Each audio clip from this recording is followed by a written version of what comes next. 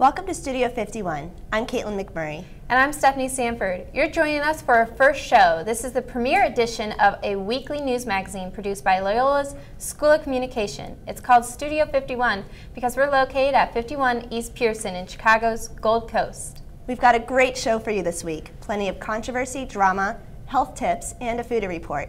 But first, let's get a news roundup from Studio 51's news beat reporter, Caitlin Wilson. Thanks, Caitlin. People are still reacting to the Pope's resignation this week.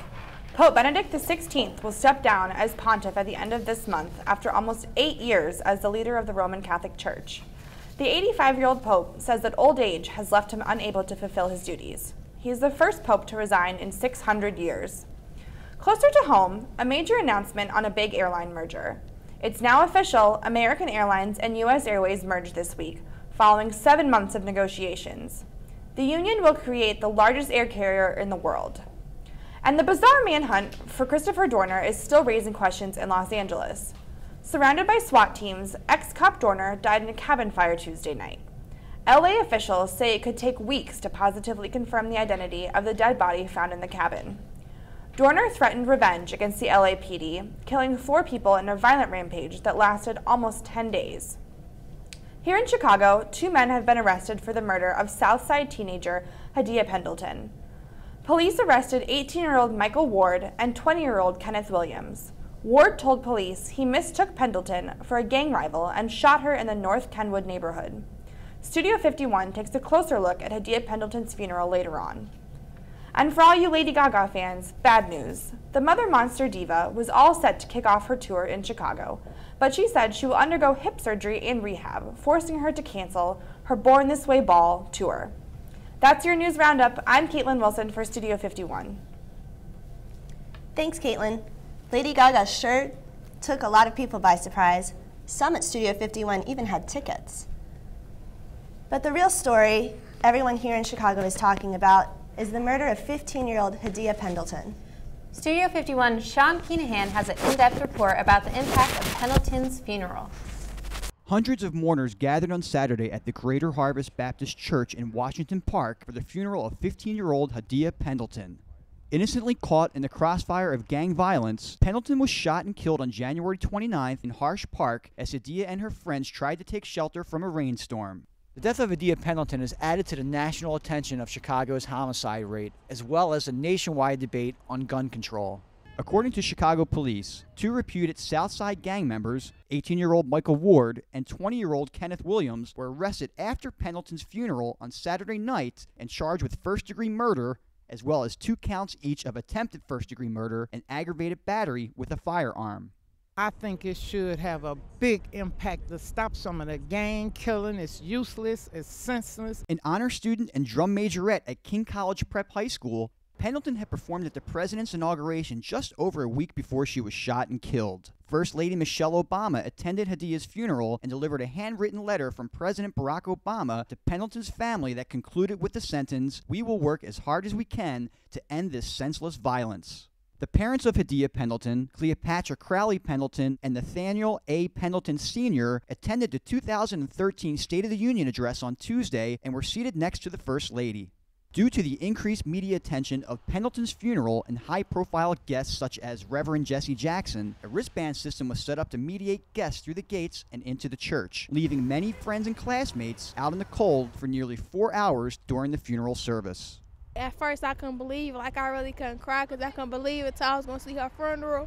But now I can't even see her body. While Chicago continues to search for answers to combat the city's ever-growing streak of homicides, Hadia Pendleton has become a national symbol of change in a country struggling with gun control and gang violence. Reporting from the Greater Harvest Baptist Church in Chicago, this is Sean Keenahan for Studio 51. Thanks, Sean. There are some developing stories here at Loyola. Let's get a Phoenix breakdown with its editor-in-chief, Tahira Rahman. Thanks, Caitlin. It looks like students won't be the only ones pinching pennies this year. In his annual State of the University address, Loyola President Father Michael Garanzini revealed the span and depth of the economic challenges currently facing our school. Garanzini said these difficult times call for some quote-unquote righteous squeezing of the school's budget. This includes delaying salary raises for faculty and staff, cutting operation costs, and even permanently cutting up to 8% of Loyola's budget for the year 2014. According to Garanzini, Loyola faces big challenges in terms of increased tuition, student debt, and financial aid. Interesting story, Tahira. What really caught my eye on the front page was the bed bugs. What's this all about? Well, Stephanie, according to Andrew Naylor, who is Loyola's Associate Director for Housing Operations, there have been 30 cases reported in the past 3.5 years at Loyola, and that includes 3 this year alone in Baumhart Hall. What is Loyola doing about the bugs? Well, Loyola officials, including Andrew Naylor, said that there's a whole action plan, so that includes spraying the buildings with pesticides, cleaning the room, inspecting surrounding rooms, relocating students, and following up with another pest control. If Loyola students knows they have bed bugs, who should they contact? They should definitely contact the residence hall advisor. Naylor said that they are all trained professionally to handle a situation. Thanks, Tahira. You can pick up the Phoenix out this week at local newsstands. Thanks to Tahira and Stephanie. Our Health Beat reporter Dominique Stem takes a look at heartache and some interesting findings with contraceptives.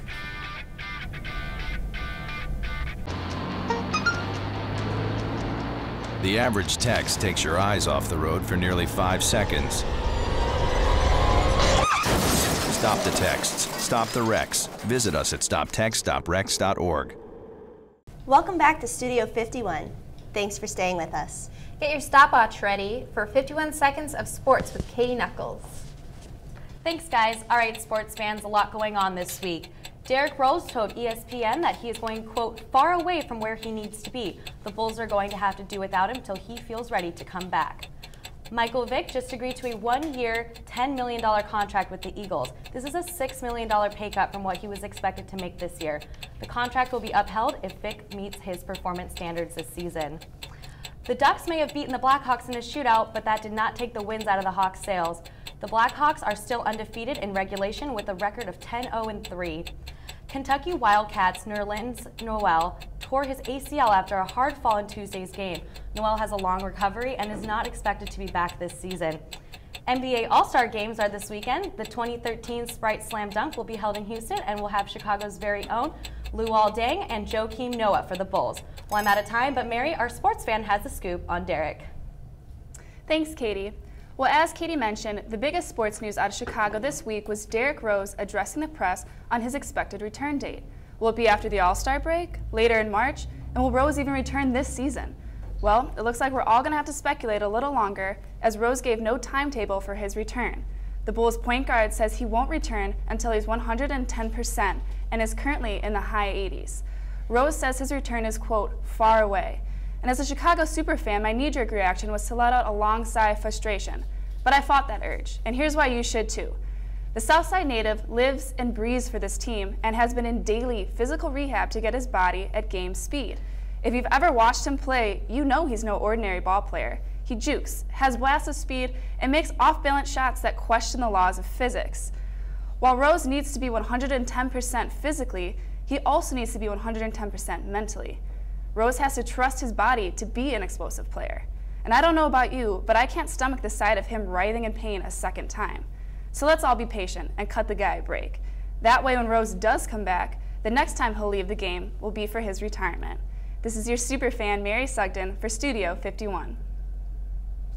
Thanks, Mary. By the way, did you know that Chicago basketball legend Michael Jordan is celebrating his birthday this weekend? He'll be 50 years old on Sunday. Birthday greetings to you from all of us here at Studio 51. Okay, but let's talk food now. Each week, Studio 51 picks a Chicago area restaurant and gives you a taste of what to expect. Foodie report this week is Stephanie Skelnick. Thanks, Caitlin. If you are looking for a casual place to sit down and eat a delicious meal, then the Little Goat Diner is the place for you.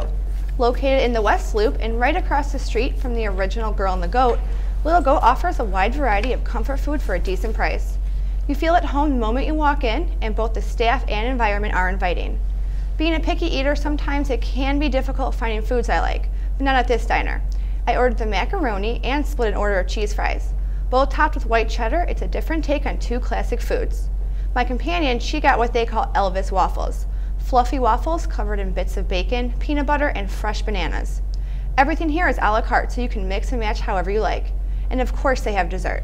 They offer different types of pies and milkshakes and even have cinnamon rolls.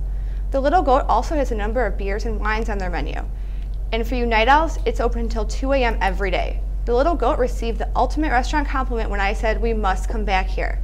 Now, on my way out, I asked the hostess about waiting for a table, and she said it can get pretty busy on the weekends, so it's never a bad thing to call ahead.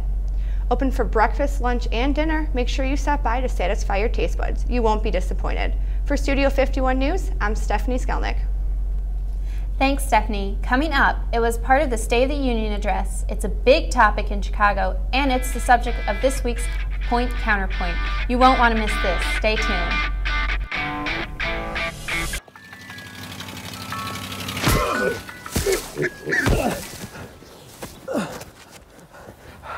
So, same time next week? Well, of course. Welcome back. Gun violence, Second Amendment rights, and assault weapons. Gun control is the hot debate issue between Kristen Immel and Sean Keenahan. On Tuesday, President Obama closed his State of the Union address with a political call to arms, or rather, a call to restrict arms. The president has urged Congress to act on gun control proposals. He says the victims of gun violence deserve a vote. The spotlight shines on the president's very own Chicago. The city had more than 500 homicides last year, despite having some of the nation's strictest gun control laws. Gun rights advocates, along with gun control supporters, are using Chicago as an example for the nation. But what exactly is that example? Do the strict gun control laws here fail because the same standard isn't held outside the city? Or does gun control fail because gun control alone just doesn't work? Sean, care to weigh in? Absolutely, Kristen. So I'd say that one of the major problems with the current gun laws in Illinois is that you can walk across the border from the city of Chicago and buy a gun in the suburbs. This is a bigger problem than just crossing county borders. Gun control is a national issue that merits government interaction and consistent gun control laws from state to state. Michael Ward, one of the suspects charged in the murder of Hadiya Pendleton, was on probation due to the weak Illinois gun laws. We need national gun restrictions, and I do believe that President Obama and the House Democrats are on the right path with their recent initiatives to address the nationwide issue of gun control. I understand what you mean, Sean, but these gun laws will further restrict law-abiding citizens and do nothing to combat gang violence, where assault weapons aren't always used. Pistols were the most recovered gun in Illinois. Machine guns came in 6th. The nation should be talking about the poverty in urban communities, which all too often leads to gang activity and gun violence. Money should be poured into the arts and community services so children don't have to fill their time with more reckless behavior. This should be put at the forefront of the gun control debate. Lawmakers must treat the cause, not the symptom. That's the issue we should be concerned about. Okay, Kristen, I am not going to deny that you do make some strong arguments. It is true that guns alone do not cause violent crimes. You mentioned gang violence, so I just have to reiterate the growth of Chicago's homicide rate. Already over 45 homicides this year. After the deadliest January, 42 homicides in January alone. So in response to gun rights activists such as Executive Director of the Illinois State Rifle Association, Richard A. Pearson, who claimed the gun laws in Chicago only restrict the law-abiding citizens, and they've essentially made the citizens prey. My point, Kristen, is this whole mentality of fight fire with fire that gun activists are clinging to needs to go. Combating gun laws that have proven to be ineffective with less restrictive laws rather than stronger revised laws would truly be a step backwards. Guns are made to kill. It is time for America to wake up and end its love affair with guns. Gun control alone does not prevent gun violence. People prevent gun violence. But the roots of poverty and gang violence run deep in urban cities. I'd like to see lawmakers tackle poverty with the same fervor as gun control, because the root of violence often stems from poverty. Let's treat the real problem. This has been Point Counterpoint. Join us next week as we cool down or heat up controversial topics. Back to you in the studio. Some interesting insights, Kristen and Sean. But what do you think? Studio 51 wants your feedback. You can email us at studio51news@gmail.com or follow us on Twitter. That's it for this week's show. Thanks for watching. We'll be on every Friday. Studio 51 is a production of Loyola University of Chicago. See you next week.